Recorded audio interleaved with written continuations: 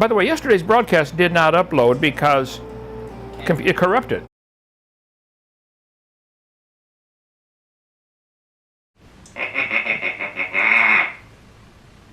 Here in the studio with us, she's joining us by telephone, by the way. Here in the studio, Dr. Kent Hovind, who is in town to speak about creation science at the Denver Baptist Church tonight and tomorrow night. He has a master's degree in education and a PhD in education as well. Oh, come on now. That ain't even bullshit. That's horse shit. I have 3 earned doctorates. I don't think kids should be taught your view without being taught all views. I don't think that it is outside of science. I think a supernatural explanation is outside of science. Well, hold it. You beg the question. How did the universe get started? How did the first life get started? Do you know? Can you prove it scientifically? Religions. I don't understand why you think it's a religion. I don't understand that. In order to be science, it has to be observable. Nobody observed them when the world was created. Nobody's ever seen an animal change to any other kind of animal. That's never been observed. Cats always have kittens. Let's go quickly to the phones before we run out of time in this segment. WBT, you're on the air with our 2 guests. Hi. Yeah, I think the truest thing that's been said here is that this is a situation that cannot be resolved. Obviously, both people have got a little pretty mouth, ain't he? their own set of facts, and they're going to interpret it. But I have a question. Assuming this lady, Miss Scott, is saying that the only place that we have a story of creationism is in the Bible. Now let's you just drop them pants. Drop? Just take them right off. And assuming that story of creationism is wrong, the problem that I see is the whole Bible crumbles. In order to take her theory, have her explain how it could be that you could have millions of years of death through evolution, and the Bible specifically says no one died until man sinned. Them panties, take them off. Now, the danger is when you take her view, as Christians have tried to do in the last few years, you destroy God's creation. And if you read the book of Job... No. You look just like a hog. No, no. You look just like a hog. No. Come here, Piggy. No. Come here, Piggy. No.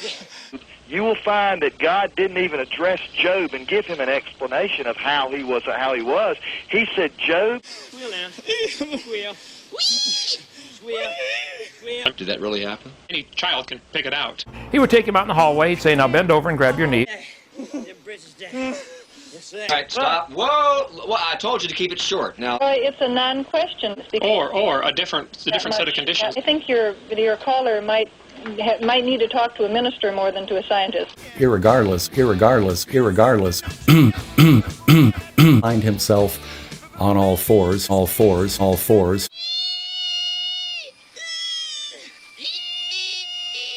okay, we got to take a break. We'll come right back with more of your phone calls. Dr. Kent Hovind, Dr. Eugenie Scott here on WBT. In this big game that we play, life, it's not what you hope for, it's not what you deserve, it's what you take. I'm Frank T.J. Mackey, a master of the muffin, and author of the Seduce and Destroy system, now available to you on audio and video cassette. Seduce and Destroy will teach you the techniques to have any hard-body blonde just dripping to wet your dock. Well, you're next on WBT. Keep it short. Hi. Secondly, we do not know that the speed of light has always been what it is today. Adam and Eve were full grown. They looked like adults when they were 0 years old. How do you know? Were you there? Irregardless. No, I wasn't there, but see, that's a reasonable explanation. Trees had to be full grown or they don't work. Adam and Eve, he didn't create babies. How do you know? Were you there? Do you know that light has always traveled at the same speed? Do you know what light is? How do you know? Were you there? Well, I don't know. I wasn't there either.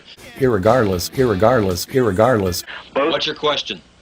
Don't read a book to me. What's your question? Well, I was just saying, he said... What's your question? My question is, how does she reconcile the fact that there are dinosaur footprints that have been found alongside of human footprints in Texas? I'm sorry to say there is no evidence of dinosaur and human footprints together in Texas or any place else. Okay, I was there 2 weeks ago, Mike, in Glen Rose, Texas. This is a casting. I'm holding it in my hand. You're welcome to examine it. You gotta be kidding me. Unless it was artificially made, it is a large foot. Wait a minute. 5 or 6 were carved, and you're right about that. I'll try to go to one more phone call before we go any further here, because we're running out of time fast. Hi, WBT. You there? Guess not. Hi, WBT. You there? Yes, Mike, I am. Okay. I have a question for Dr. Scott, and I'm not a scientist by any means, but in regards to the law of thermodynamics... No! No! No! Doctor? Here again, sir, I'm afraid you've been misled by somebody. They've only given you part of the story about the second law of thermodynamics. So we're out of time.